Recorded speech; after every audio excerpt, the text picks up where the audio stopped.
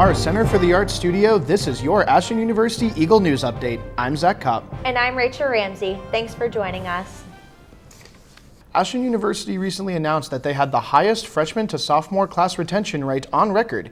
TV20 sat down with Ronald Mickler, the Director of Academic Support, for an inside look. In 2012, the percentage was 72.9%. In 2013, the Center for Academic Support was created, and we just experienced a 79.6% retention rate. So we increased nearly 7% over the last 4 years.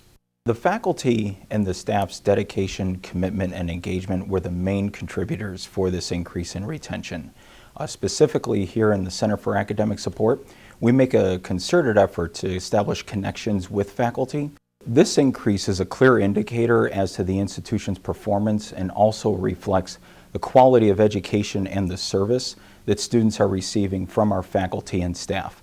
This achievement and growth also exemplifies to both current and prospective students why Ashland University is the right choice. For more information about how academic support is working to help students, go online to the AU website's Center for Academic Support webpage. Ashland University Theater is starting their year off strong. TV20's Ingrid Schmidt has the story. The Ashland University Theater Department's first play of the season is The Autumn Garden by Lillian Hellman, which opens next Friday. So The Autumn Garden, it's about a lot of people coming in to stay at a summer house to help one of their friends that used to be rich, but she's not anymore because her dad died and there was no money for her left. And they're just there to help her out, to give her money, and they wouldn't be going there otherwise. And they're all unhappy with their life. Everyone is unhappy, and it's about a bunch of unhappy people that are trying to deal with what's happened in the past and move on with their lives. I think the audience will take away from the Autumn Garden a chance just to look at their own lives a little bit more closely. Our theme for the whole season is the pursuit of happiness. And I think when they're sitting here at this production, they're going to be thinking about the characters on stage who may not have been actively pursuing anything in their lives and realizing maybe I should have done things differently. So I think for our audience members of all ages, I think for a college age audience who thinks the whole world is in front of me, then go for it. Performances will be October 21st, 22nd, 28th, and 29th at 7:30 p.m. and October 23rd at 2 p.m. To purchase tickets or for more information, contact the AU box office. For TV20, I'm Ingrid Schmidt.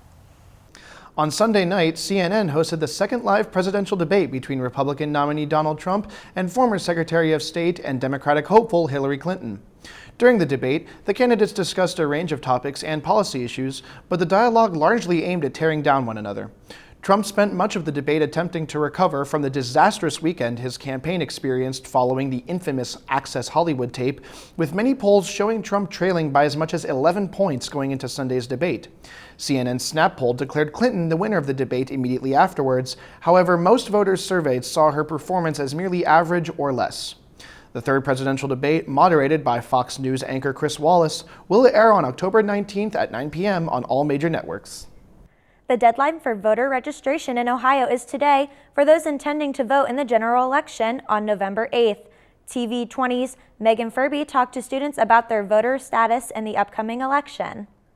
With the period of voter registration coming to an end and the election day coming up, we decided to talk to some AU students about their registration status and about what they're doing for election day. I'm registered to vote and I'm voting absentee. I am registered to vote. I will be going to the polls in Ashland on November 8th, and the issues most important to me are the education ones because I am an aspiring educator. I am registered to vote and I'm going to vote on November 8th in the Ashland polls. The issues are environmental issues, which I just care a lot about the climate and everything. I am doing the absentee ballot, and one of the important issues that I am concerned about during this election is gun control. For TV20, I'm Megan Furby. Parts of the southeastern United States and Central Caribbean are still recovering from one of the deadliest tropical storms to impact the area in decades. Hurricane Matthew made landfall early Sunday morning just north of Charleston, South Carolina, bringing with it heavy rains, damaging winds and devastating flooding. Officials in Haiti have confirmed the death toll to be upwards of 1,000, while another 23 deaths have been confirmed here in the U.S. As of this morning, millions of residents along the eastern seaboard are still without power, and the damages resulting from Matthew are estimated at $6 billion. The storm, now classified as a post-tropical cyclone, poses no further threat to the continental U.S. as it continues to move out over the open waters of the Atlantic. For more Ashland University news and sports, don't forget to check out the Collegian at www.ashlandcollegian.com. And tune in every weekday morning from 7 to 9 to the Early Bird's Word on 88.9 WRDL. That's it for this Ashland University Eagle News Update. I'm Rachel Ramsey. And I'm Zac Kopp. Thanks for joining us.